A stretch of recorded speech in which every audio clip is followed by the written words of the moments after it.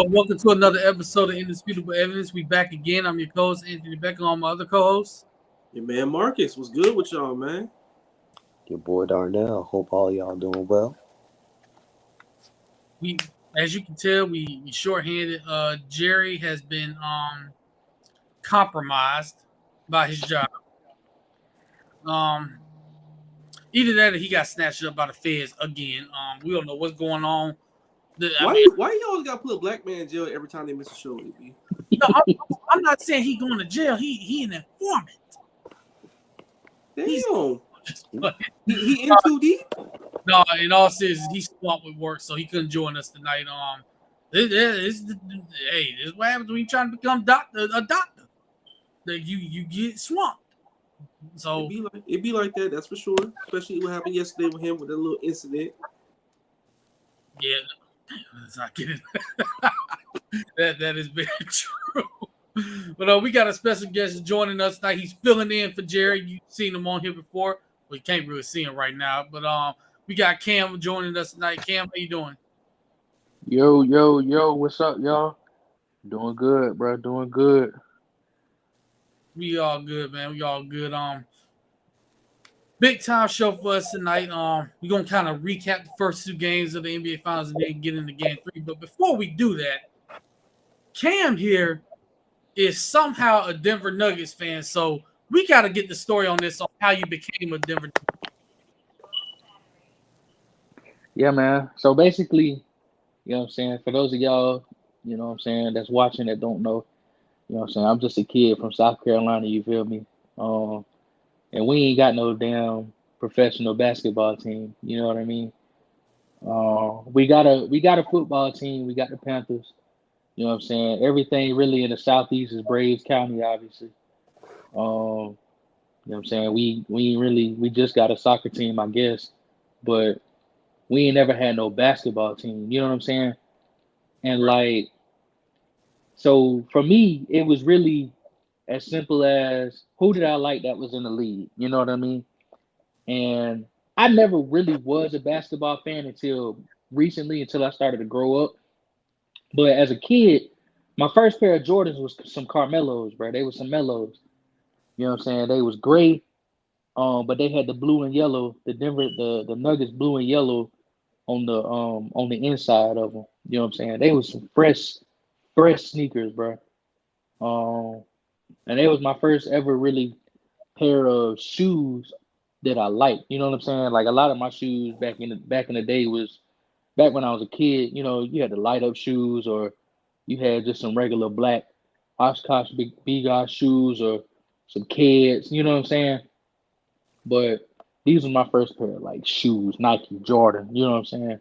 Whatever you want to call them. And so really just kind of knowing that was my first pair of shoes. Really, that was the only basketball player I knew at the time.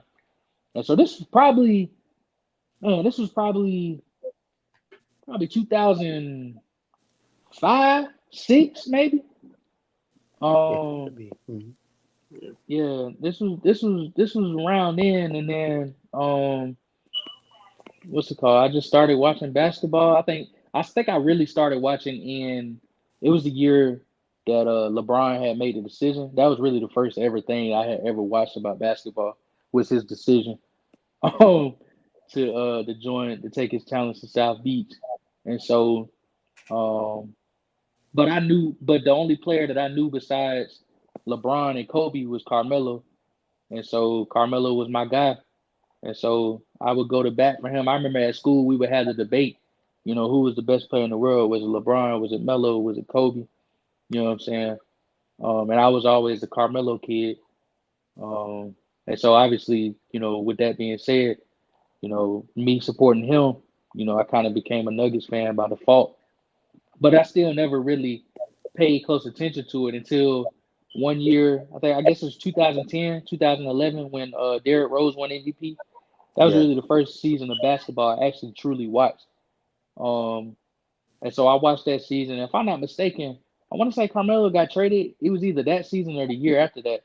He got traded, I believe, the year before that, because that was his first year in New York. I want to say that was the year before. Yeah, I think so. Okay, so I must have started watching it the year before then. Actually, yeah, I did, because the year before was that LeBron's first season with the Heat. Am I Yep, tripping? 2011 first for the Heat. Yeah. That And was the his first year. crazy Mhm. thing is, real quick, it was really supposed to be LeBron, D Wade, and Melo, Yeah, but he signed a 5-year deal instead of a 3-year deal. and that's how they ended up with Bosh. Yeah, And really, they should have went to Chicago. That was a big thing. Mm, yep. I remember everybody was in the trying to get in that sweepstakes.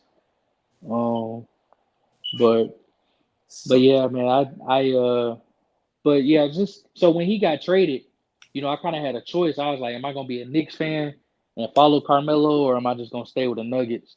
And so I ain't gonna hold you. I kind of waited it out just to see, what each team would do. I knew the Knicks was probably gonna be straight with Carmelo. I want to say they had Amari Stoudemire at the time. I might be tripping, They but did. they did. um, yeah. So I was like, I could go for them because I remember waking up 5, 6 a.m. in the morning watching Amari Stoudemire on damn Sports Center, his highlights. You know what I'm saying? So I was like, I kind of like him too. So I was like, I could be a Knicks fan, but I was like, something about these Nuggets, bro, that just made me want to stay. I don't know if I just like the name or what, but I ended up staying. I think it was either that same year or the following year. They ended up third in the West, and I was like, okay, we got a solid team. We're gonna be all right. We had a really good win streak. I remember the Heat went on like a 33 game win streak or something. I think the Nuggets had went on like a 14 game win streak. It was the second longest in that league that year or something. I was like, yeah, I'm gonna stick with the Nuggets. Now we hadn't really been very good throughout the time. You know what I'm saying? We had really good teams, or excuse me, some good teams, but we never had like a great team like we do now. You know what I'm saying? Um, but it was cool just to kind of stick with them and just kind of be a fan of a team that I ain't never met another Nuggets fan in my life. You know what I mean? So like, except for when I actually go to the game. And so it was kind of nice to kind of have the team to myself. Really, you know what I'm saying? Like, I don't really have to people, a lot of Panthers fans be trying to check you or whatever about your knowledge of the team or, if you go to the games or whatever. But I ain't never really had nobody try to check me about being a Nuggets fan. And nobody can really say I'm a bandwagon because I've been a fan for years and we ain't ever really been good. You know what I'm saying? So it's like, it's kind of cool to kind of have a team, you know what I'm saying, that that nobody else really support but me. But yeah, that's kind of my story as a Nuggets fan. I'd have been to Denver a couple of times. I actually went to the Christmas Day game a couple of years ago when they played the Pelicans. Oh wow, That's what's How up. was Yeah, that? How was that? it was dope. I mean, I want to say they were. I want to say that was I think that was the last season they were Pepsi Center. And then the year after that they became Ball Arena. But it was really cool though. The Pepsi Center or Ball, it's really a really nice experience to kind of be there because like home field advantage in Denver is no joke. Now we ended up losing that game because Brandon Ingram ended up going off, um, but I was going to that game. That was the year I graduated college and everything. I had just graduated like a week before, and my mom had took me there took me and some family and friends there for graduation. But it was really cool I wanted to go see Zion too because that was his first year, but He was he was hurt. injured. Yeah, but yeah, it was really cool to see just to see us. We played a really good game too, but and I went back again last January. Um, I went back to ball, and then I've been to a Charlotte Hornets game when they played the Nuggets, and we ended up winning both of those two games. But yeah, it was a good experience, man. It's Ball Arena is like I said, it's really like unlike any other sporting venue. I've been to the Hawks game, State Farm. I've been to Hornets game, Spectrum, and I think I like Ball Arena the best out of all of them. When you went to But the Hawks one, was that before they renovated the arena or? this was man, this would have been It was the year that they played the 76ers in the playoffs because it was a playoff game I had went to. I want to Oh, say that was the year They they, did. That's a new one. Yeah. yeah, that's yeah. I want to say it was the year they went to the Eastern Conference Finals. Yeah, so It, 2020. now, 2021. yeah. Now don't get me wrong. The State Farm is amazing too. I really enjoyed State Farm. It's packed. You know, me kind of being, I'm not from Atlanta, but you know, my mom lives there, and you know, I've been around the way. You know what I'm saying? I kind of know, you know, a little bit about the city, and it's kind of cool how they. I feel like Atlanta, when it comes to sports, basketball in particular, and black culture, I feel like I feel Hmm. like Atlanta, I feel like they do it the best in terms of like, you know, kind of getting the fans involved. Um, you know, I think they have a really good atmosphere and experience as well. But, you know, just me being a Nuggets fan, you know, I think Ball Arena has the I really like what they do there too. Um, so it was a dope experience, man. Yeah, man, that's a dope story for real. And and the thing is, what a lot of people don't know, like my first pair of shoes was like, remember the old Nuggets color, the baby blue, Yeah. and Yeah. Yep. like my first big pair of shoe purchase, I'll never forget. I was at this outlet store in Destin, and it was, remember when the Jordans and Forces mixed together? Oh, yeah, the Mhm. fusions. Yeah, the fusion. So I had a pair of things too. these were $175 shoes, and like, because most of what I wore was blue, so they matched a lot of what I wore. Only kid in the school with them shoes. Mm. Nobody else had them. Bro, everyone talked about the fusions, but no one ever actually bought them, or when they wore them, they were kind of ugly. Because I had the 13 fusions, the red and black colorway. I was like, man, I thought it was the coolest motherfucker on the planet. Now, fast forward, I'm like, man, those shoes were incredibly ugly. They were not comfortable. I don't know why I bought them. But Hold on, I I gotta got look. 13s right now, so we good. They were bogus, man. They were. They were so Yeah, bogus. I'm about to look these up, But bro. back then, it just looked amazing. 2008 was a weird time. I would say that much. Dang, I don't remember these, bro. That's crazy. I ain't never seen these before in my life. But yeah, you being the Nuggets fan, Marcus is now a Kings fan. He somehow got accepted into their fandom. Kings enthusiast. The Me Kings enthusiast. Yeah, yeah, because he got an agenda every year where he pick a team and somehow, some way they make the playoffs. I'm 2 for 2, baby. Last year was shambolic because the Timberwolves, yeah, they made the playoffs, but it was just dumb. It's like they were airheads, but they are talented and they have some things going for them. But Yeah. Sacramento was really, really fun to watch. They had a really nice offense. I love Mike Brown as a coach. De'Aaron Fox, I've been a fan of his for a while. And I was happy to see him have an opportunity at the big stage and actually have a chance to lead a team to the playoffs for the first time in God knows how long. Took the Warriors to the brink. Man, it was a fun season. It was really fun basketball to watch. Let me tell you the real reason why Marcus is a Kings fan. He loves to see the beam get lit. Who doesn't? Like the beam. That shit hard, bro. Oh, it That is. nigga- I ain't gonna lie. It is that nigga cool. hard, bro. I'm not even gonna lie. Me That bitch- over the arena, bro. That is crazy. I don't know how Especially after it's much. a game where like Malik Monk and Fox together just go insane. They combine for like 60 or whatever, and the beam get lit. Man, it is fire.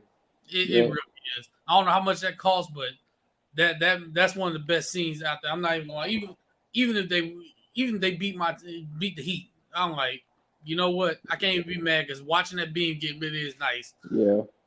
Me That's some stuff. No, go ahead. Yeah, I was just gonna say that's the type of stuff. That's real. Like that's some culture right there. You know what I'm saying? Like to me, that's some cool stuff. Like I ain't gonna hold you though. I didn't know about that jump before before this season. I thought that was something new they had started. But apparently they've been doing that jump for years. But that just goes to let you know what I'm saying, how bad the Kings were before Fox and the boys got there. And Mike Brown. Let me give all the credit. Let me give the credit to Mike Brown too. First unanimous coach in NBA history, African American man. You know what I'm saying? Yeah, That's why I'm such a big fan or not a big fan, but like I enjoy when I see like teams like Sacramento or Denver, for instance, where the Yeah. fans are very like niche, and while they might not be like the biggest fan base and stuff, they're very, very loyal, very Yep. respectful, some of the coolest people you know. Um, and the players itself, the organizations, like once they're right, it's a really good experience. Yep. And like I said, with Mike Brown, the far and away coach of the year, the turnaround he had with that team was just unbelievable. It really was. It was something to see. But we here for the NBA Finals as well. You being a Nuggets fan, Cam, and me and Darnell being Heat fans. Yeah, you did come to me and say before the conference finals, if the Heat and the Nuggets make it to the finals, we gotta get you on this show. Yes, sir. Lo and behold, We here. we here. Denver being the number one seed pretty much all year in the West. Yeah. Doing what they did. Jokic pretty much going just yamming on everybody, making Yeah. everybody stupid out there. And then you got Miami, who had to play in the play-in game against Hawks, lose at home to them. Then are on the brink against the Chicago Bulls with 3 minutes left. Find a way to win that game and to end up in the finals. It's just both teams took different paths. But if we're going to be completely honest, might have been maybe the Heat were trolling all regular season. I'm be honest, we got the two best teams in the finals. We really do. Yeah. Like, I think because clearly Yeah, the Heat won all regular season. Yeah, it's like their own Right. ways they are the best team because Denver was the best team since like Christmas out in Yep. the West. Miami took a checkered path, but once they actually got in the playoffs, all the other stuff we saw just kind of went out the window. They gathered themselves, they played like a team, they played well, they had the best coach in the entire playoffs, and then they rolled a wave of momentum and they rolled a wave of just absolutely bonkers 3-point shooting in Jimmy Butler and Bam Adebayo being able to get anchors and got to the finals. And here we are, the best team all along versus the best team of the last month. And sometimes that's all you need, and that's what Miami's been. And so far, we got a 1-1 series, really entertaining game 2. Looking forward to more of the same game 3. Yeah, that game 2 was that was one of the best games of the entire season. So Cam, having you on here, what have you seen so far in these first 2 games? You said you really didn't watch the first game because you were on a cruise. I know you saw highlights of it probably, but what have you seen in these first 2 games so far between these teams? I think I saw, for me, I saw kind of what was expected, really. I was actually really shocked that we lost game 2 at home. You know what I'm saying? I figured it was going to be a close battle. You know what I'm saying? But see, the thing about the Nuggets and the thing about the Heat, you know what I'm saying? Both teams just have a way of, you can really be down 20 at any given time. And then next thing you know what I'm saying? You blink and you look back at the screen and now it's a tie game, or, the team that was down 20 up. You know what I'm saying? It's like, I think it's an amazing finals. You know what I'm saying? I like Jimmy Butler. I'm a big fan of his. I was a big fan of Bam. Coming out of Kentucky with De'Aaron Fox and Monk. You know what I'm saying? But like I'm really happy that they made it. Like you said, you know what I'm saying? These are the 2 best teams in the league, and I think to say otherwise at this point would be malpractice, because you got to look at like what both teams have been through. The Nuggets, first of all, with the Nuggets, they've been the number 1 team, since December, right? Like they are the best team in the West, and it really wasn't close all year. You know what I'm saying? The only team that really came close was the Grizzlies, but they imploded on themselves. You know what I'm saying? Actually, I think the Grizzlies were the number 1 seed for a little bit. They were. It like before, yeah. It was them at the beginning of the season before we took over. But where did the implosion happen? Where did it start, Cam? Ironically, It started with us when John pulled that damn gun out. I'm pretty sure, if I'm not mistaken, we whooped that ass in Denver, and then he pulled that gun out at the club later on that night, and ass almost got a 50-game suspension. But That's crazy. and we can get into Ja a little bit later because I got a whole lot of shit to say about him. Excuse my language, but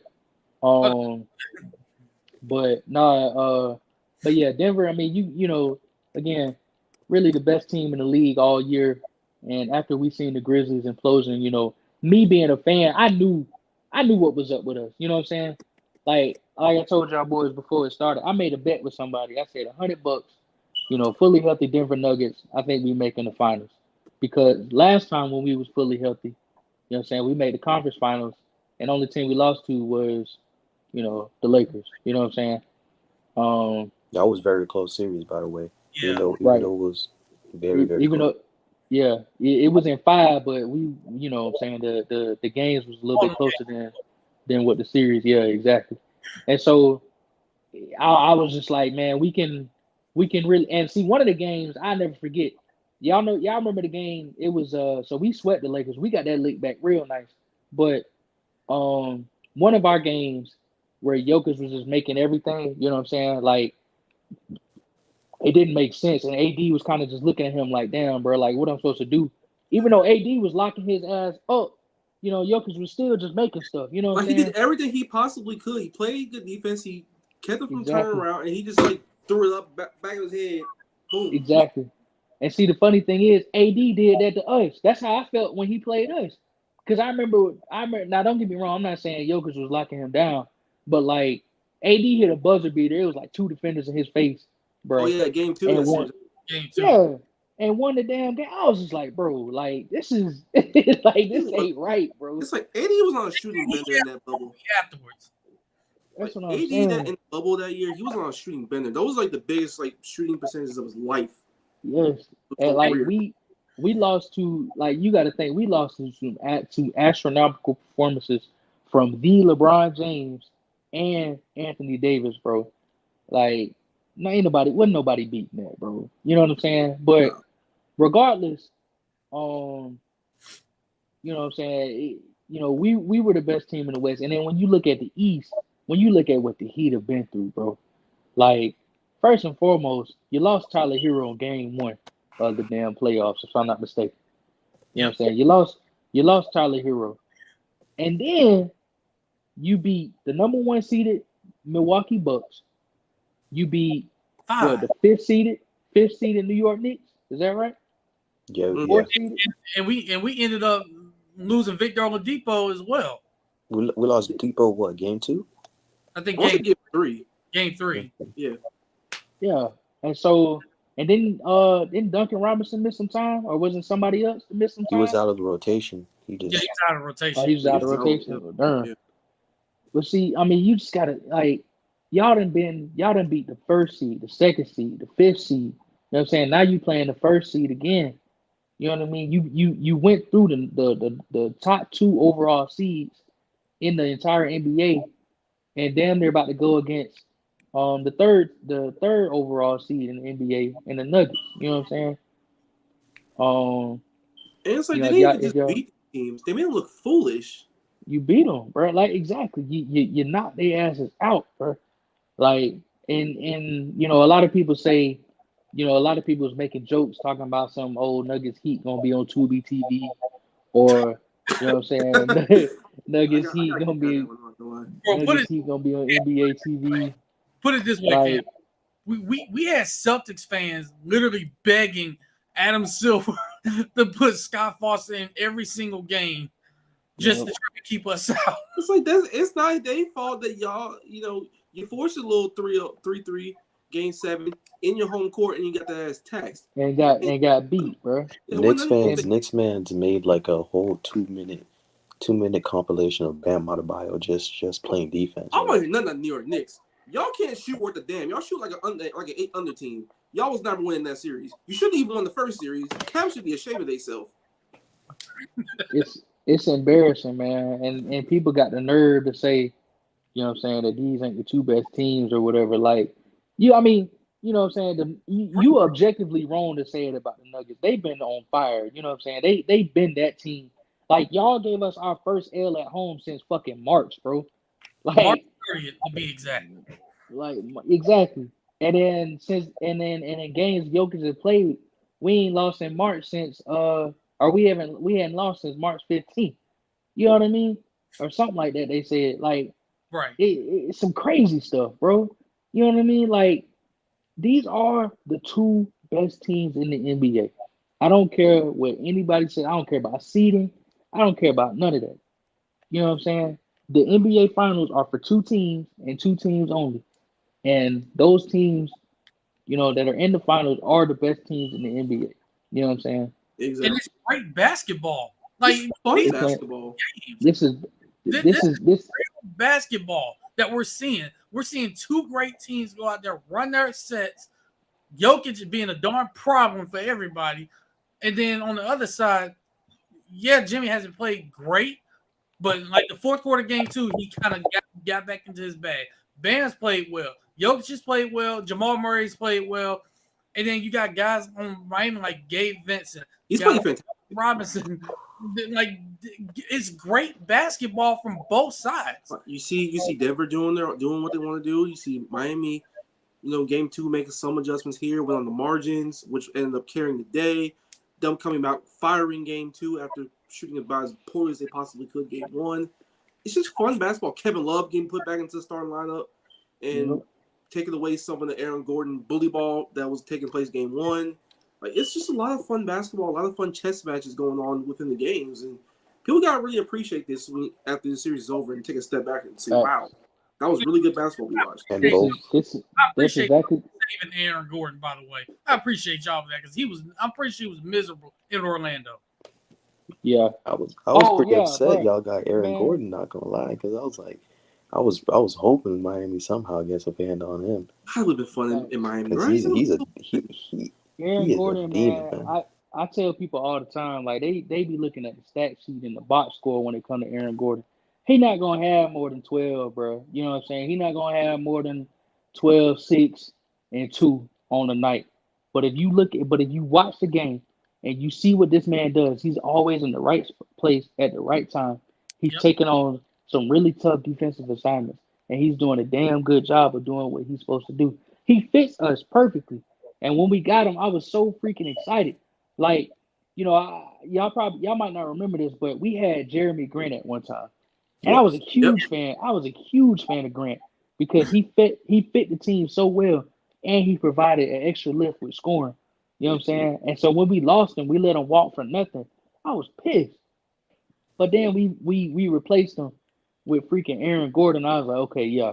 Now we got, you know what I'm saying? I was like, we in that mode now. You feel me? Yeah, But that was the he size and can't. athleticism y'all missed. You said what? That was the size and athleticism and defense on the perimeter and be able to play some small ball 5 every so often that y'all really missed. Exactly, man.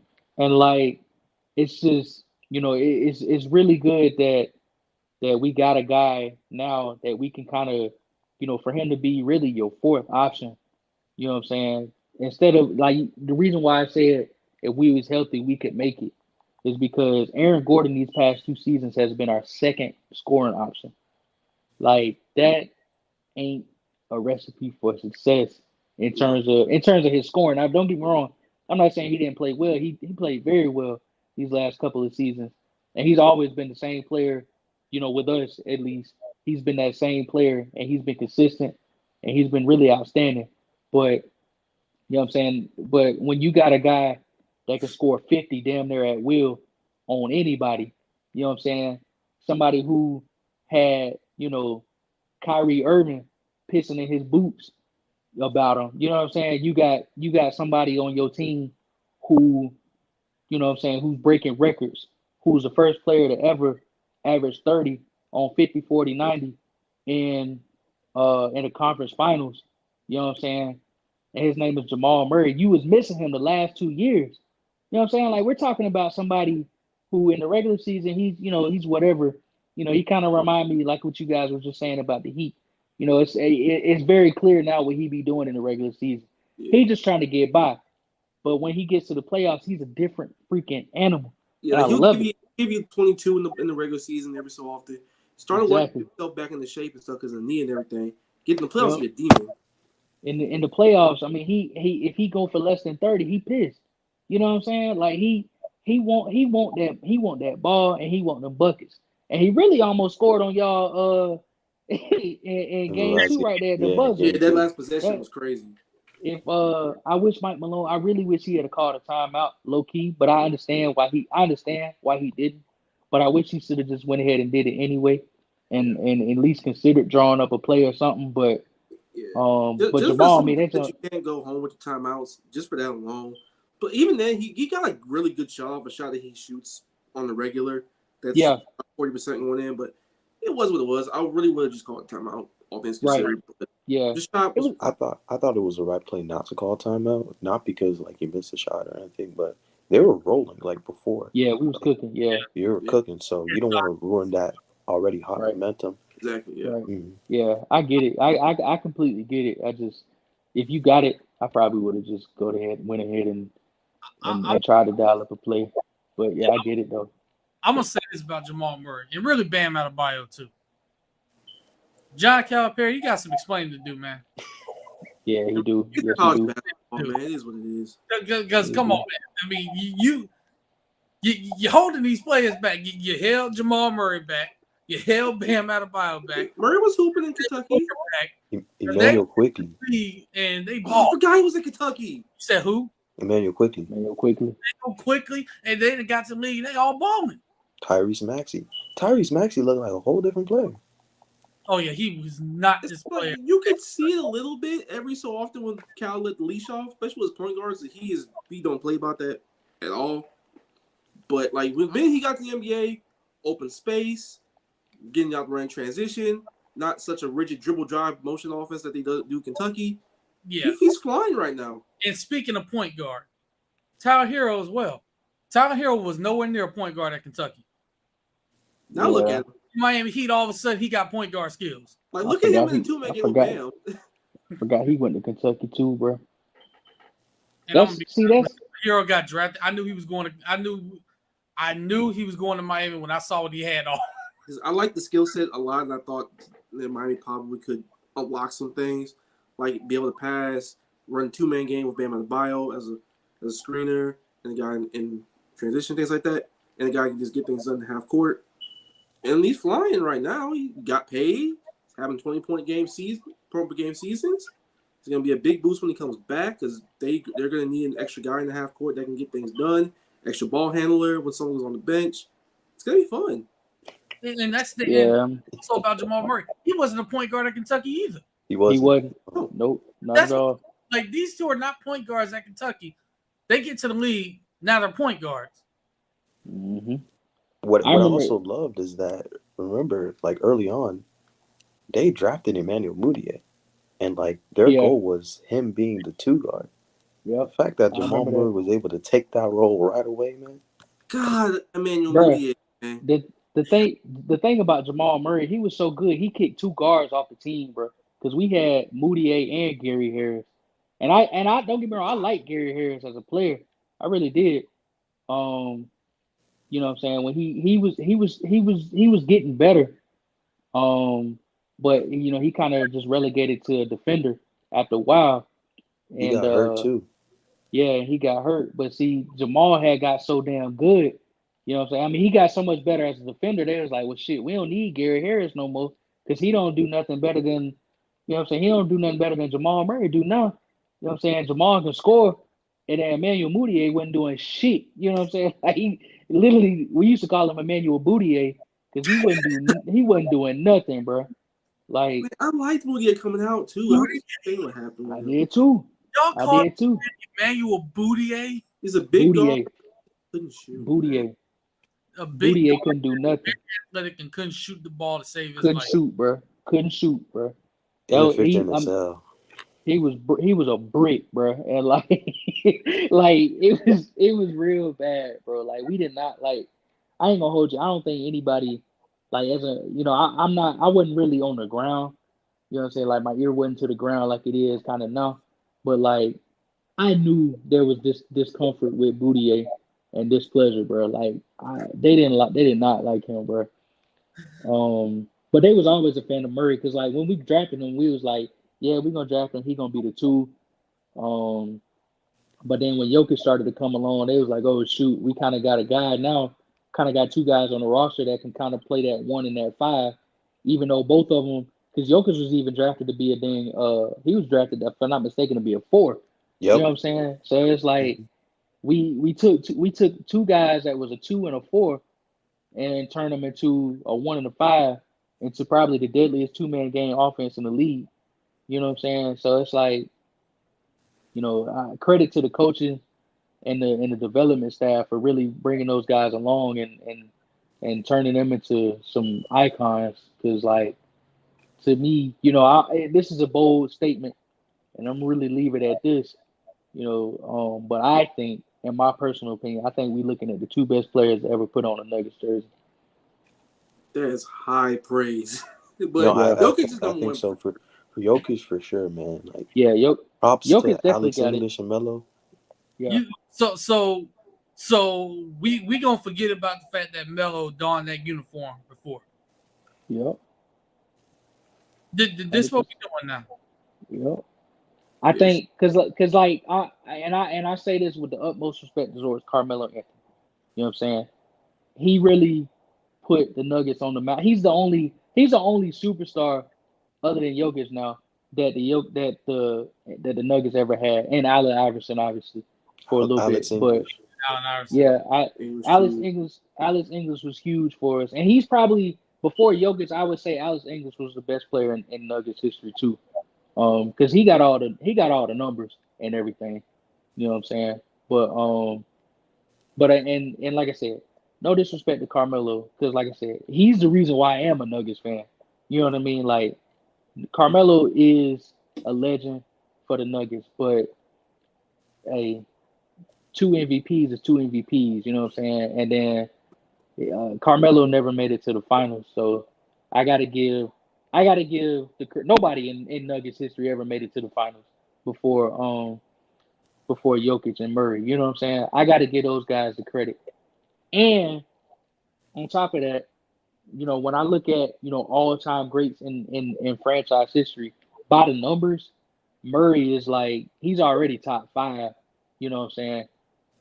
In terms of points scored in the playoffs, I want to say he's either the 2 or 3 behind Jokic, and I think he just passed Carmelo, if I'm not mistaken. So I think he might actually be 2 in terms of points scored in the playoffs. And then I think in terms of 3-pointers made, I know he's climbing up the list. I want to say I think Will Barton is number 1, but I think Murray might be 2 or 3. Shatter that record. Yeah, so he gonna end up getting that record. He's gonna get a lot of these records to where what I'm saying is like, if these guys keep on this track that they're on, if they keep staying healthy, because both of them are under 30, you know what I'm saying? That's the crazy thing about it. Like if they just stay with each other and they keep growing, you know what I'm saying? They ain't even got to win. Like let's say they win a ring this year, they ain't even got to do nothing else, in my opinion, to be number 1 and number 2 all time. But like, even if they don't win it this year, if they just stay making the playoffs and they stay consistent, they're gonna have all the records. They're gonna have the fandom. They're gonna have the support. You know what I'm saying? So I think you got to kind of, I think it's those 2 guys. You know what I'm saying? You're right. You right. I'll admit it. Yeah, Alex English and Carmelo again, legends. English number is retired if I'm not mistaken. Carmelo number probably won't get retired because it's Jokic's number, but it'll probably. Real quick, let me tell you what they're gonna do. They're gonna retire both numbers together. Both their names are gonna be on the number. Probably, yeah. You can't retire the number for Jokic, knowing Carmelo was there. He did what he did in Denver. Right. Like you can't do that, and vice versa. So I think they're gonna put both of their names. It's gonna be like one name ahead, one name above the 15, one name below it, and they're gonna retire with the jersey, having that together. Yeah, that's probably what they'll do. At the very least, they're gonna retire it for Jokic and they're gonna honor it for Melo, but they might as well go on and retire that for both of them. You know what I'm saying? Like you said, put one name on top, put one name on the other, or give them both the jersey. Give Carmelo the I think them that's gonna be sexy ass. Yeah. Give Carmelo the sexy ass powder blue or that baby blue jersey. In the Raptors and give Jokic the white, the basic white jersey that we be using now. Man, imagine if y'all had the rainbow jerseys right now from like the 80s. Y'all be going crazy. Man, bro, them jerseys. I ain't gonna hold you, bro. I love our jerseys that we be pushing out. I hate that we got rid of the light blue. I don't know what the fuck was up with that, but I like our current jerseys are okay, but the ones we used to have, man, the yellow, with the yellow with the city on it, bro. Yeah. The doggone blue. You know what I'm saying? The navy blue, the light blue, all of them, bro. Like we used to have some bomb jerseys. They No, all right now, but Yeah, they're man, cool. I like the little Mile High like light blue one. I like those. yeah. The black one is really cool too, but we ain't used the black one in like a couple years since the bubble. But yeah, man, I like the black one the best. That since we changed our colors, I really love the black one. The red one is okay. Not really. I don't know how I feel about us wearing red, but I like our basic white jerseys too. The Honestly, base white jerseys are clean. yeah, Red a little weird because it's like you don't see red on there. I think it's because yeah, the stuff like that, but it's just yeah. We got red accents in our logo now, but it's like Oh yeah, that ain't Denver, bro. Our colors are that. I forget but what the actual name of that blue is, but that should be our color. but even though I think your jerseys are pretty solid overall. There's some teams that like their jerseys are just like their worst jerseys are like one of the worst of all times. Like the Mavericks brown, like oh my that god, shit's Man. disgusting. disgusting. But Bro, Denver it's always consistently had great to solid yeah, jerseys. facts. Bro, now it's some jerseys out here nowadays, man. I'm like, bro, some of these don't even make sense. Like, what's up with the I like the Milwaukee cream color jerseys are straight, but they got some blue yeah, jerseys or something. I'm like, what? I don't And then get. the Mavericks got green. I'm like, hold on, man. Like, what are we doing here? The Like, green was an old color to be fair, so that makes sense for them. Yeah, okay, they yeah, used to have green. Like they had green in their uniforms back then. man. That's Utah like Jazz, some ugly ass mustard jerseys, bro. Like, what's going on, Oh yeah, the highlight color shit. Utah, just bro? get the thing back to New Orleans, bro. Y'all do not play Jazz in Utah.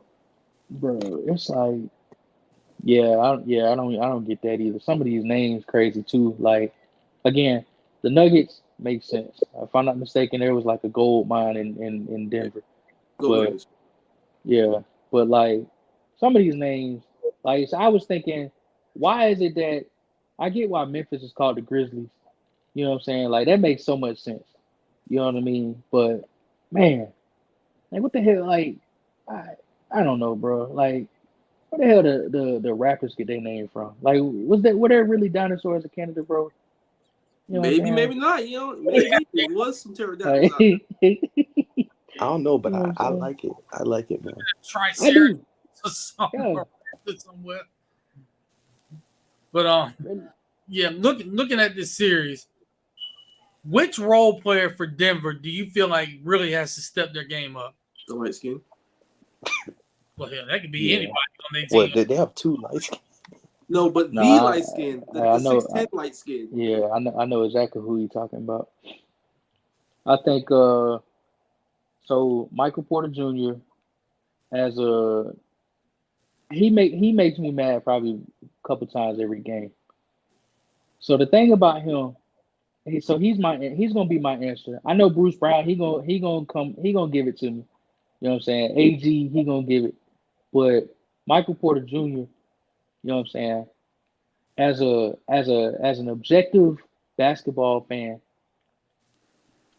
I need to see more of everything from him except rebounding. He's a great damn rebounder right now. You know what I'm saying? He really does like haul in some pretty good rebounds. Um And his assist and his playmaking ability has gotten better. But my goodness, bro, my brother, you gonna have to score. You know what I'm saying? Like we brought you in, Gotta produce. we paid you that big old contract. You have to be that number 3 scorer. You know what I'm saying? You have to hit your shots. And and it's like watching him. I remember Stephen A. Smith said this about Robert Covington a couple years ago. He was like, "I know he can shoot, but I ain't never seen him make a shot." That's the thing about Michael Porter Jr. Like I know he can shoot. You know what I'm saying? We all know he can shoot because he got the damn green light. He just pull whatever he want to. He don't got. He You know got what the I'm saying? autobahn. He don't got a green light. Yes, exactly. And like when he get it, when he get the ball, you know when he gonna take that weak ass side step and he gonna pull I and love he the gonna pull side the step damn so much, trigger. dude. That just be funny, bro. But it's like he don't make them. Like they hit the rim so hard too, bro. It's You make like it harder than it has to be. Like, dude, you're Now, 6'10" Cam, over anyone. now, Cam, real quick, I'm gonna show you something that's gonna piss you off. all right. Let But me since we see. talk about Michael Porter Jr., That photo. what, why would he take the shot here? This is a See, game. that's why, You had that's Jamal why, Murray open right there. Aaron Gordon's even open. Kevin Love is out of bounds, sitting on his butt, what I'm and saying, bro. Jr. takes that shot. KCP look open over there too. He's open in the corner. Yeah. That's what I'm saying. Like it's stuff like that that makes me mad about Michael Porter Jr. He just shoot crazy stuff, bro. It's like once again, you can shoot. We know you can shoot, but you have to be able to make your shots when you have to make them. You know what I'm saying? And take good ones exactly. See the funny thing is, the thing about Michael Porter Jr. is that number one, we paid him a lot of money, so he's not going anywhere. Number two, he has been improving in terms of the other areas of his game. Yeah. Defensively, he's getting better. I'm not saying he's a good defender or anything like that. I'm not even gonna really say he's average, but I will he's say- capable. Burn the game 2 tape. I will say that. Yeah, but game 1 he was really, really good. Right, Defense. right. So it's like he's a capable defender, and he's shown that he actually can defend now. But in terms, I think I got a little echo. Hold on. Let me see. Yeah, but Yeah, with him, it's shot selection. Like Yeah. it really is that shot selection, It's and that the really curse- separates good scorers from great scorers. Yeah, because right now his bag is basically being a spot shooter at this point. And he the way with him, it's the curse of being 6'10" and being long and being able to get your shot up over anybody. He's Yeah. never made a shot he didn't like. And he is what I've been calling him. He's a touch shooter. We've all seen it in the gym. There's been a couple possessions, 3, 4, 5 possessions where he ain't touched the ball. That shot going up no matter what. Yep. He's cut down on it a little considerably this year. I will say Yeah. that. But it reared its But see- ugly head at times game too. See the reason why he don't be doing that shit no more because Mike Malone be on his ass and like and I'm gonna give y'all a name and I'm gonna let y'all know exactly why he don't do it no more. Y'all see how fast we ship Bones Highland the fuck up out of there Yep. for Got doing him that way out same of shit. town. And see the reason why I'm gonna talk about Bones a little bit. See the reason why Bones is no longer on the roster because unlike MPJ, where MPJ has been, a part of a good team, has been a part of a conference finals team, and has shown that he can, put the team above the player. Bones Highland bitch ass was never doing that. You know what I'm saying? Bones was taking shots damn near from the logo. You know what I'm saying? And Bones can't even barely shoot 30% of his threes. You know what I'm saying? It's like Bones he used to piss me off. I was super excited when we got him. You know what I'm saying? And I didn't like how Malone used to have him in the doghouse a lot of times, especially when he's young and he's still trying to learn. But once he started letting him out the doghouse and he started doing the same shit that he was doing that got his ass in the doghouse, I said, okay, now I see what it really is. You know what I'm saying? It's Bones trying to make something of himself that just ain't there yet. You know what I'm Trying to saying? get his game off. And Right. I was saying some of the rumors is that him and his like his friends and shit, they were talking shit about Jamal Murray. They were mad that Jamal Murray Yeah. was coming back. Yeah. Yeah. I heard that too. And Murray, he kind of posted some cryptic tweets when Bones had got traded.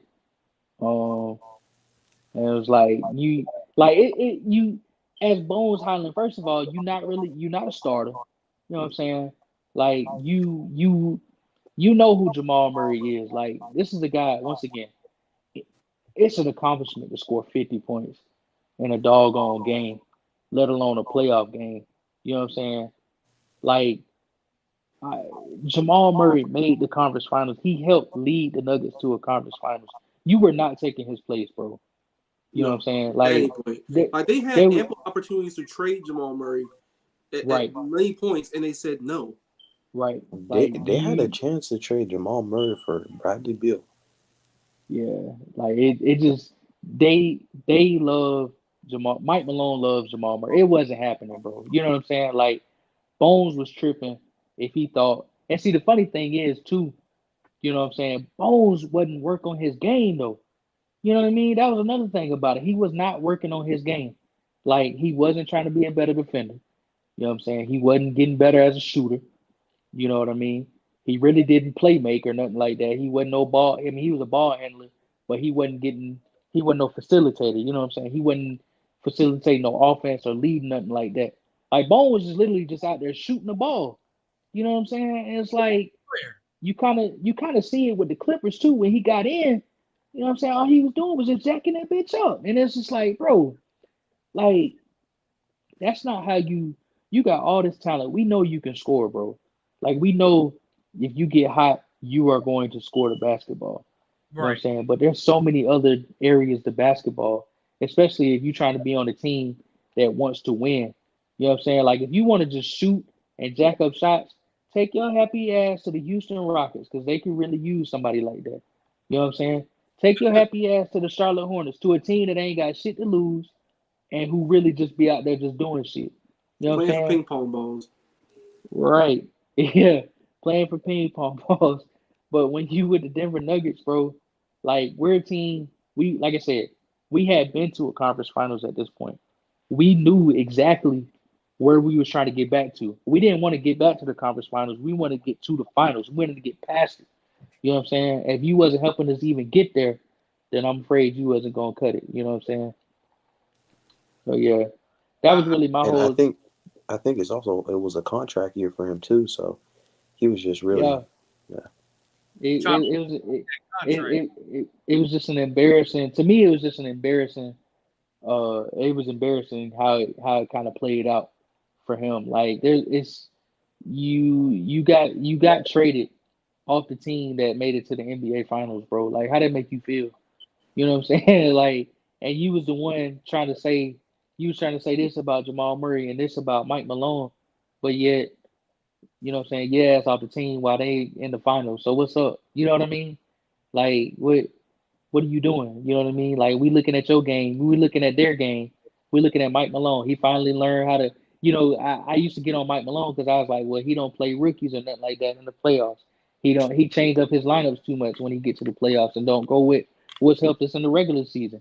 I know it's a different game, but like you gotta try. You gotta try it. You know what I'm saying? If it's working, you know what I'm saying? If it ain't broke, don't fucking fix it. You know what I mean?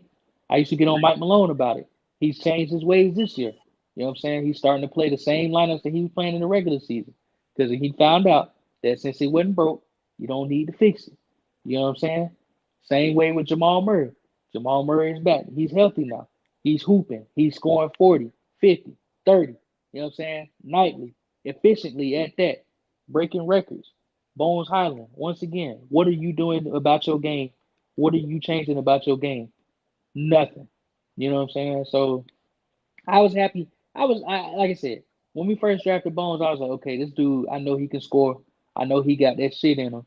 But really that experience that you just have, that you just watch players, and when you see them and when they don't grow, and when their lack of growth is due to them, it kind of really just rubs you the wrong way. Which is why back to the original question about role players. which is why I really hope Michael Porter Jr. can step up his game right now because we've seen him at least he's trying. You know what I'm saying? I can't be mad at him for trying. You know what I mean?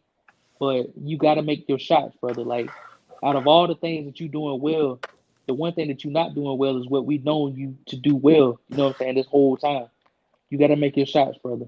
You got to make your shots. Right. It's like when Mike is him, because he had some really bad defensive lapses game too, especially on screens. He would go with the guy and leave a shooter wide open. It happened at least like 5 or 6 times a game. Mike Malone got his ass without saying it in the post game. I was like, hey man, gonna shape up game 3. And then KCP as well. Like for real. Now him, both of them exactly. I'm right there with you, Mike. Once again, Mike Malone, he get on your ass now. He he don't care. He gonna get on their ass. I already know he probably dug all up in his shit. Michael Porter Jr. Now KCP, now that was disappointing. You know, for you to have 2 fouls on 3-point shots, bro. I was like, and bro, you supposed to be. Yeah, man. Like KCP I think it was Strus, right? It was on Strus. It was bad because it was like near the. Like you just stuck your hand in the cookie jar for no reason. It's 1 second left. He's all the way out the 40-foot line. Yeah, let him shoot it. That was KCP know better, bro. And that's the crazy thing about him. Like, which is why, you know, I don't want to jinx him, but I'm expecting a huge game from him next week or in game 3 tomorrow because KCP usually when he got a game like that, you know, I think he kind of take it personally, and he you know, he kind of work on it and change. So I'm expecting a big game 3 from him, but yeah, no, defensively it was really a letdown. Michael Porter Jr., KCP, you know what I'm saying? Like those guys gotta step up and they gotta do a better job of defending. Aaron Gordon has been pretty good. Like I said, like we talked about him earlier, he's been really good for us since we got him. And I just, you know, he just need to continue doing what he's doing. Jamal Murray, he didn't score well at all game 2. Actually, he did. But you know, we need, you know, when it's like this, when it's in the NBA Finals, we need that aggressive trigger. You know what I'm saying? Yeah, Jokic did his thing. He was big in the second quarter. Right. He was real big, and then didn't really show it up into the fourth. So into the fourth, exactly. Yeah. So it's like I need it consistently. I need it all game.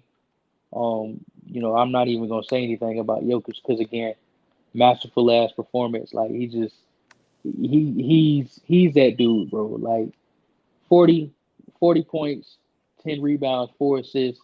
I mean, those are numbers that Joel Embiid could wish he could have. You know what I'm saying? Like those are the type of numbers that he wish he could get. You know what I'm saying, in the NBA Finals, and that was, you could make the argument that was a down game for a guy like Jokic because we're used to seeing him have 8, 9, 10, 13 assists. You know what I'm saying? 14 rebounds. You know what I mean? Like right. When Jokic assist numbers are down, you know what I'm saying? Like that means the rest of the team ain't really doing their job. And that means Jokic's probably gonna have to do more scoring. And, you know, I'm not saying that's not a recipe for success, but that's not Nuggets basketball. You know what I'm saying? At least this year it hasn't been. You know what I mean?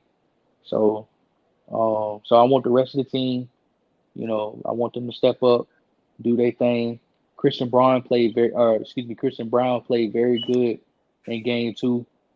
You know, Mike Malone decided to finally play rookies in the postseason and play guys that Christian Brown, man, he's gonna be something.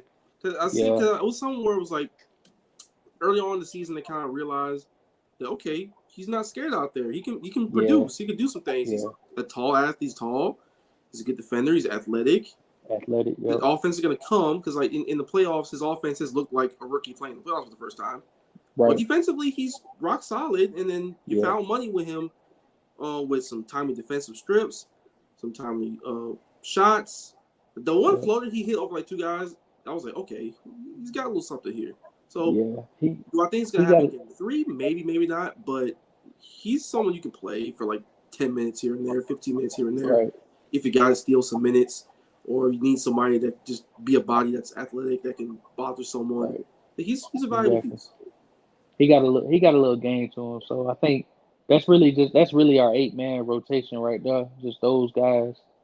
And I think if we just focus on I think got like I said, MPJ, KCP, if they just do what they're supposed to do as as starters, and then Bruce Brown, Christian Brown come in.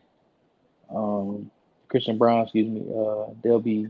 I think we can try to steal game 3 from y'all in Miami.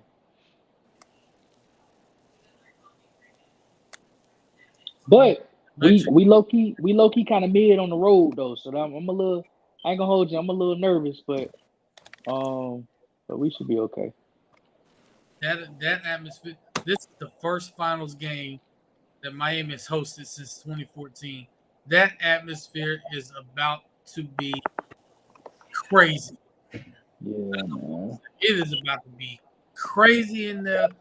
And for me, my role player for Miami that I feel like has to step up. Reiterate this again because he was put back in the lineup. It's going to have to be Kevin Love for me. Doing using his size to keep the bully ball from happening, first of all, from Aaron Gordon. Like, you don't even have to be a great defender on Aaron Gordon. Just be decent on him. Use your size to kind of affect his shots. But speaking of shots, you got to stretch the floor. You got to hit threes, man. You stretch the floor and pull some of the bigs out of there.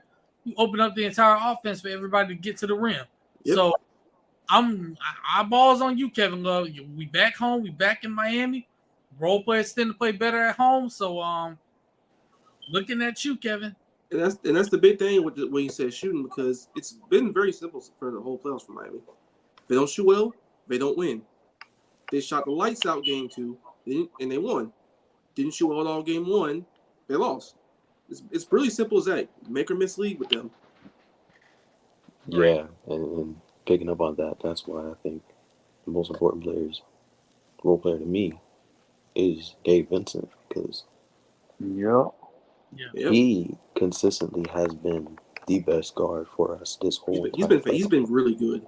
And when his shot is rolling, this whole team is rolling, and it really opens up Bam's game in the middle, so you can just go in and get some easy ones at the paint or even from mid-range. So really, we need Gabe Vincent to step it up, especially now since, we did get that confirmation that Tyler Hero is pretty much, he probably not going to play this finals. He probably not. Yeah, they say he might be further away than people. Oh, that came out today? Yeah. It actually came out yesterday from a guy down in South Florida. I follow name. I think it's Sean Rochester. I think that's how you pronounce it. There was another person though. It was him and another person. They both said a little further away than people think because he's still experiencing soreness in his hand. Yeah, if he's sore, then they're not gonna play him at all. Yeah, they probably not gonna play him at all. That's unfortunate for this run. But they said that like right when after he's finished shooting, like his hand swelled up again. So Jeez.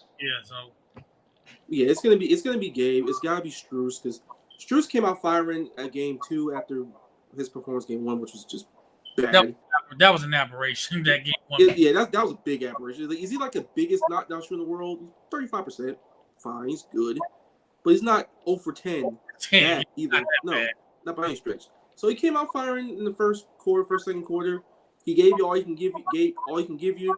Tapped out after that. Let Gabe Vincent take over. Let Caleb Martin hit some shots. Kevin Love hit a couple here, and he's using size to bother guys defensively. Jimmy kind of got a little bit rolling in the fourth. Bam played very well. Duncan Robinson had some nice possessions off the dribble. And went 2-minute game with Bam like usual. Like, it was very much a team effort, especially in the fourth quarter. Because this thing I've said a lot about the Heat in the playoffs. They will have these games that they win. They look like a mirror image. They'll get beat by like 15 in one quarter, get beat by like 9 one quarter, whittle it down to 8 another quarter. But you actually watching that quarter, they play very well and they slow it down, and they get themselves back into it.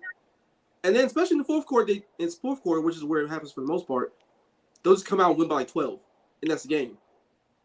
So if they just they're very good at just staying within themselves and just blocking shit out and just get back to what they do, make some adjustments on the margins and out of timeouts, stop momentum quickly when things are starting to get out of hand. Because game 3, I don't expect the Nuggets bench to just completely take over like it did game 2. I don't. Because offensively, that was the definition of foul money. I don't see that happening on the road. But the Stars, they basically played to a draw, if not like +1, +2 Denver or Miami, either way. So the role player's going to be better at home, obviously. So I think Vincent's going to be consistent. I think he'll get like 19, 20, something like that. Jimmy will play a little bit better. He'll feed off the crowd. Bam will stay consistent like usual. Duncan Robinson might hit some shots here and there. Don't know what you get out of Strus for sure, but he'll be effective, I think, and he'll play well defensively. So I'm looking forward to what they do. Oh, I'm gonna say this about Duncan Robinson again. I'm so proud of him. He was out of the lineup. He was a $90 million podcaster basically at this point. Out of the lineup, and while he was out of the lineup, worked on his game to the point where now you have to worry about him driving to the basket. He ain't just spotting up as a 3-point shooter. Yeah. He can dribble. Got a tad bit of a handle now. You can dribble. You can get to the basket. The 2-man game with Bam is elite. Like, that chemistry is just there. Yeah, it's like whose 2-man game is going to be the best? Because the zone helped eliminate, well, not eliminate, but help limit to Jokic and Murray's 2-man game effectiveness. And then on the other end, Bam and Duncan Robinson got going. There was one where you got the and-one from the left side of the court. I was like, man, that was really nice. So if they keep doing things like that on the margins, they got a good chance to take game 3. Yeah, I agree. So, Cam, go ahead and hit us with your prediction for game 3. And we already know you're picking the Nuggets to win the series. So, how many games will they win the series according to you? Who you pick to win game 3? Game 3, I'm gonna pick the Nuggets. I think for us to, lose at home, I think they're gonna come out fired up.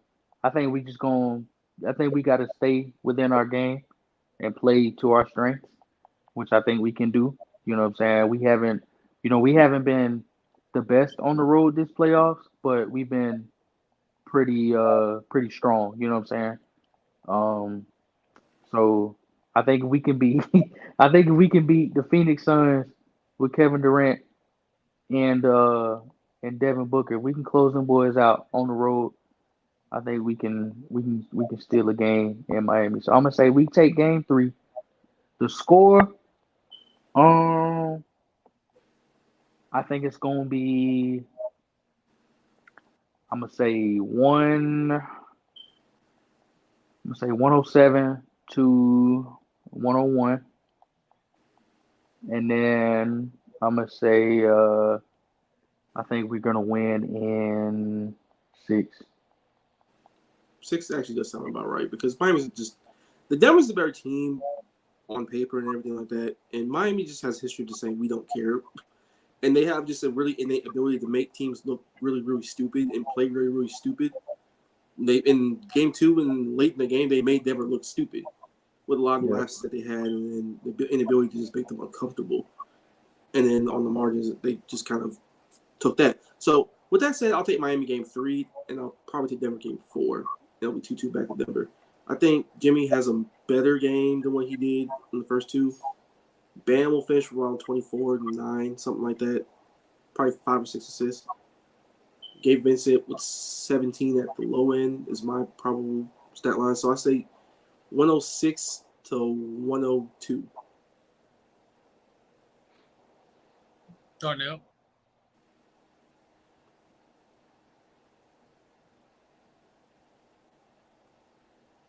Can you hear us? I'm gonna go. Miami's gonna leave a 3-1 lead up in there, but you already know my prediction is gonna be Miami in 7. So I can definitely see Denver winning 2 straight games. But I don't really know about score wise. That stuff is pretty tough.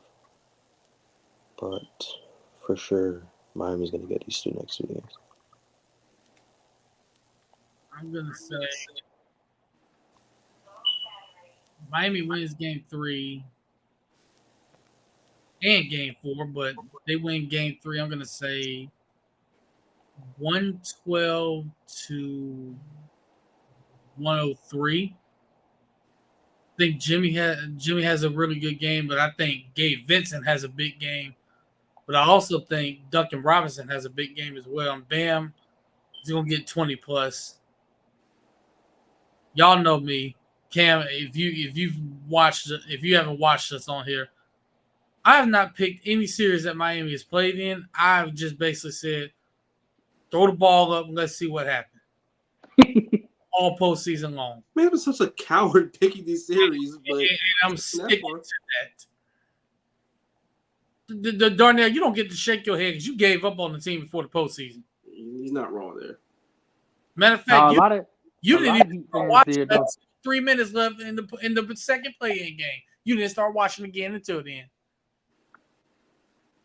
A lot of Heat fans did that though. I know a couple that they was like, man, a few said they didn't even want to make the playoffs because they wanted that lottery ball. They wanted a pick. I said, damn. Yeah, they did. Listen, that Atlanta game. Me and Darnell in this Miami Heat chat, and Darnell can literally tell you that's literally what they were saying in the group chat. They don't want to make the playoffs. They want the lottery pick. Now they're trying to act like they've been supporting the team the entire time. Right. Mm-hmm. That's the funny thing. Now, don't get me wrong. I understand. They killed us. I understand the mindset. Don't get me wrong, because the odds were they was some pretty long shot odds. But listen, man, when you got literally the greatest coach on earth in Eric Spoelstra, you know what I'm saying? When you got one of the best players on the planet in Jimmy Butler, when you got some real dogs on the roster, Gabe Vincent, Max Strus, fucking Bam Adebayo, you know what I'm saying? When you got all those kind of guys, Caleb Martin, when you got those guys on your team, you know what I'm saying, led by the lead dog himself, you know what I'm saying? Like you really got a shot, Don't ever count the boys out. Yeah, this is gonna be I pretty much said it's a battle. It's gonna be a battle. I mean, Yeah. this Denver team they're hard to beat. You have to like, I'm not gonna say stifle them, but have them out of sorts to beat them. Yeah. So with that zone that we put on Jokic, what made it effective is usually when you play zone, you're not fronting. It's not usually centered. Their principles are a lot more aggressive than more normal zones. Yeah, it was that, but they fronted them. And that's not something they normally do with the zone, but because it's Jokic, you kind of have to front him. Because he's the best passing big man in probably ever. I think it's probably at this point. Yeah, best passing big man ever. So you can see over everybody. But it's just it's hard to defend. Like, he's gonna get his. He's gonna get his. You can play great defense on him all you want. He's gonna get his. For Miami, it's about really trying to shut everybody else down. Let Jokic get his, shut everybody else down. Pretty much. Granted, it's a lot easier said than done, but like you gotta do something. You can't let him get 12 assists and 34 points. I'd rather get 44. And if Michael Porter Jr. comes out and actually hits his damn open shots, him and KCP both, that makes a world of difference. Yeah, I'm about to say it's a whole different story. But I would be honest, if either of these games are close, I'm gonna be real with y'all. I trust both teams, but I actually trust Miami a little bit more because we saw it even through all the regular season, all the clutch games they played in. They played in more clutch games than anybody, and they won more clutch games than anybody. That's such a made up stat. Let's say close games, people. Yeah, but I get the point though. They know how to play in dogfights. They know how to make things muddy. Which in that third quarter, there was that 4 or 5 minute stretch where nobody was hitting anything, and offense was just really really hard to come by. They made it as muddy as humanly possible, and then they got the bearings under them, got the shots rolling, and that was pretty much the game. Like, they can make it ugly for you, if nothing else. But I'll say this: both teams, and Cam, I say this, both teams being in the finals. This is something that for everybody to say that this was quote unquote boring basketball. Yeah. First of all, y'all out of y'all damn minds. Right. Y'all just jealous that the two best teams are also the two smartest teams out there. And that's something that if you watch the press conferences today, that's something if you heard Denver, they said about my like if we call it out one thing, they did the complete opposite. Like they're probably the smartest team we've played all year. And honestly, I can say that about Denver. Easy. Because the teams that Miami got to play, Milwaukee's a bunch of idiots. The Knicks can't shoot at all. They're coached by Tom Thibodeau. Don't even get me started on Boston. Boston's the most talented team they played. They're just the dumbest. They're a bunch of idiots. Yeah, if they weren't playing around during the first 3 games, they would have been in a whole different situation. But yeah, I agree. I think it's a lot of respect between. You could tell it's a lot of respect between both teams. Like even somebody I remember they asked Spo the other night about your strategy about stopping Jokic, and they was like, did you force him to score? Blah blah blah, and he was like, you're talking about somebody who's literally the best player on the planet. You know what I'm saying? Like what do you mean? What forcing him to score? Like he's a basketball player. You know what I mean? It's a funny talking point that's so weird. Like no one wants you to get 40 points. Like no one wants that. Right. Like we talking about forcing him to score, and he just got 40, bro. Like what do you know what I'm saying? So might score 40. Let's be real. Yeah. Right. Like nobody. Like that's a regardless of if that was a strategy or not, that's still a crazy statement to say, to even bring it up and say, to even try to say that, somebody scoring 40, letting somebody score 40 is a strategy. Like that's crazy talk, bro. Yeah, let's just be honest. Jokic is just that good. I mean, right. Be real here. He's just that good. Like we've seen Jokic put up 40-point triple doubles before. You know what I mean? Like he averaged a triple double in the conference finals. You don't want him to do that. You know what I'm saying? Eric Spoelstra quote. I mean, it said what? Untrained eye. Oh yeah. That's analysis from the untrained eye. Basically called him a casual, bro. Right. And Cam, I wish Jerry was on here with us because I would have let him have it. He picked the Lakers to beat y'all in 6, and me, Darnell, and Marcus all looked at him half-ass crazy. Nah. I was like, bro, I ain't gonna hold you. I had us in 5, but damn, like I didn't 6 is crazy. And then 6 them, nah. Cause they don't get me wrong, the Lakers have a solid squad this year. Or at least going into this playoffs. But like we're talking about a team who, once again, number 1 since freaking December or whatever. Like, right. Come on, man.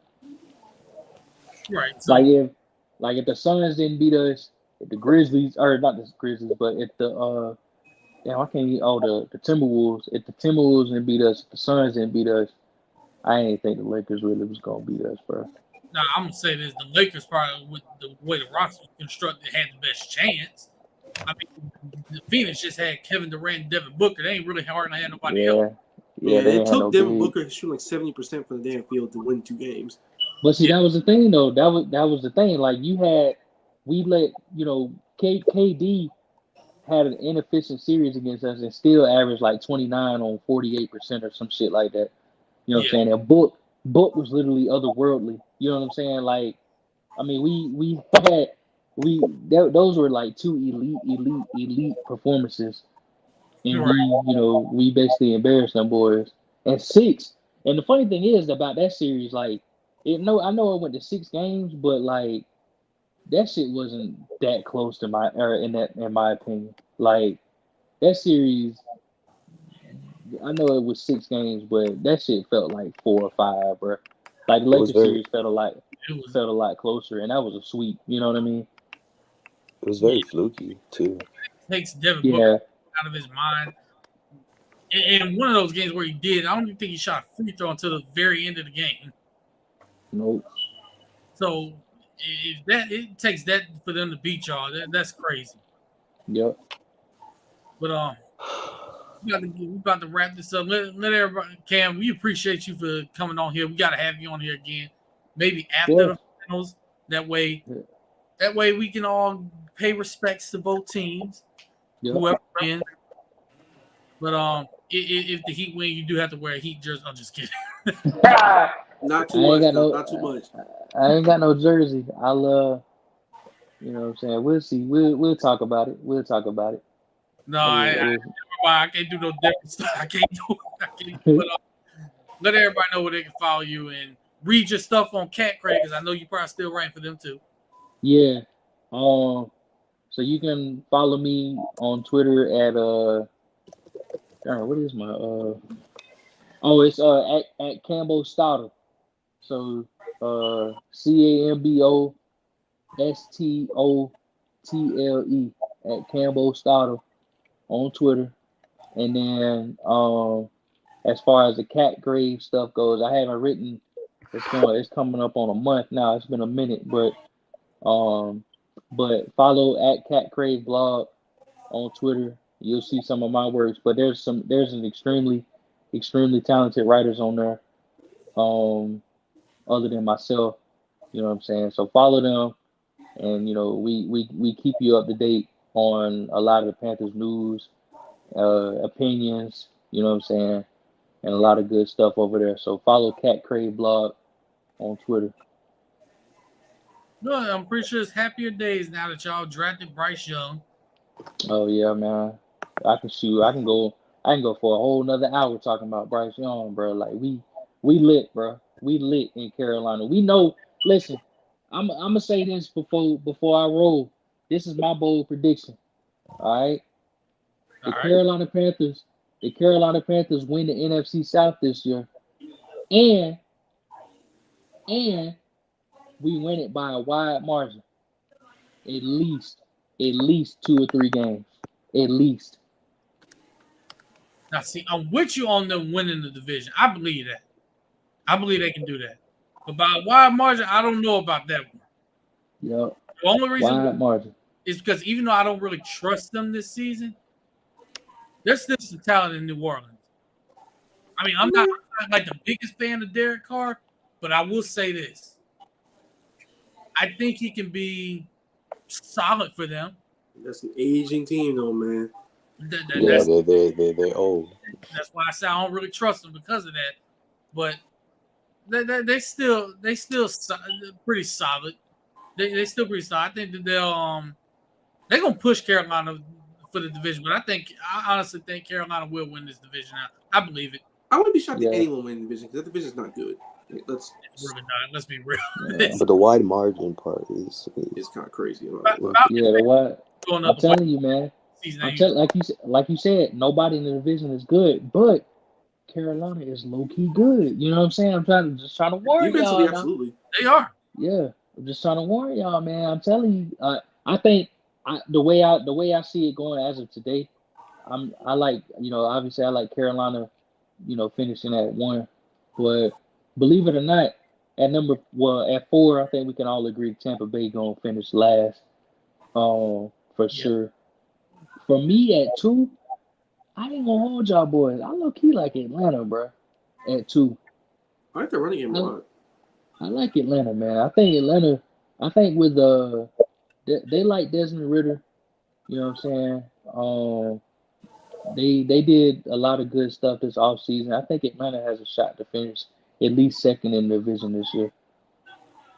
Now, I will agree if they figure out how to use Kyle Pitts. Yeah, I mean it's really up to they bum ass head coach. Boy, if he can get it done, then all's forgiven. But I don't trust FedEx boy. Amen. Yeah, I don't trust him at all. They bum ass head coach, bro. He a bum. You want to talk about and one of the reasons why I don't trust the Saints too, by the way, is because because our bum ass head coach from last year swept swept their ass. Matt Rule swept them or beat them, and he was the only team that they beat last year. Who? The Saints was the only team that Matt Rule beat last year, and Wait, then Matt who? huh? You called him Matt who? Matt Fool. Oh, okay. Yeah, Matt Fool. that's his name. Yeah, Boo boo, Matt Matt Fool. Fool. Matt Fool. That fat fool Matt Rule. But he was the only team that he beat last year, or his team beat last year. So fuck the Saints. Feel me? All day, every day. Right. We definitely appreciate you for coming on, man. We'll definitely have you on hopefully next week with the full crew or whenever the finals end. And so yeah, we glad to have you on, man. I appreciate it, man. As always, thank y'all, boys. Y'all be Definitely. easy now. For sure, man. For sure.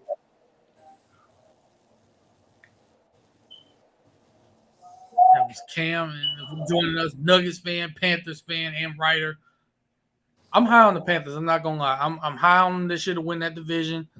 But yeah, this has been a great episode. Darnell is falling asleep on us right now, and I don't blame him. He got to get up at the crack of dawn tomorrow. So do I. So let everybody know where they can follow y'all and and even Jerry and his burner account. Well, we know Jerry. I am Breezy. I per usual. Burner. That's his burner. That's the burner. That's the burner. Jay Breezy Eyes is regular. As for me, Marcus Davis 904 on Twitter. No burner accounts here. You can follow me at Darnell Monroe on all social media platforms. Marcus does have a burner account, but he's not gonna say it. But He's not wrong. I know this man Mark is running a WWE fan page account. So definitely. Fan page. Acknowledge me 1 2 3 7 8 850. It's some kind of wrestling fan page. I know it is. He's talking about Trish Stratus. I know he's doing it. I know he's doing it. I do know my main. I don't need the burn for that. That's very true. That's very true. As for me, you can follow me on Twitter at AceWade1. You on Instagram at Ace_Wade1. Ladies, yes, follow me. Don't listen to Marcus. Listen to me. Keep my instructions. Listen to Marcus. He was around stale feet, so don't listen to him. Not by choice. But you can follow the podcast page on Twitter at Indie Evidence and on Instagram at Indisputable Evidence. We're gonna have more content coming for y'all after Game 3 tomorrow, so check us out then. This has been what the hell? This has been another great episode of Indisputable Evidence. We're gonna leave you as we always do. God bless. Go Heat. Take care of your loved ones. Tell them you love them every day. Take care of your mentals. Take care of your chicken. Stay safe out there. Wear your mask. Wash your hands. Marcus. Wash your fucking feet. Hey, ass. With soap. And water. Thoroughly. With the washcloth. A clean one. and make sure you scrub through. Scrub thoroughly or get you a pedicure, manicure, all that, man. What? Yeah, just take care of your personal hygiene because some of y'all some nasty ass people. Some of y'all just nasty. I'm just not even gonna lie. Some of y'all don't even get me started. Man, if y'all people who take showers but don't wash your legs and your feet, man, y'all disgust me. Yeah, y'all really do. But, y'all be blessed out there. Keep everybody in your prayers because we need that every day. Y'all have a great night. We'll see y'all tomorrow night after Game 3.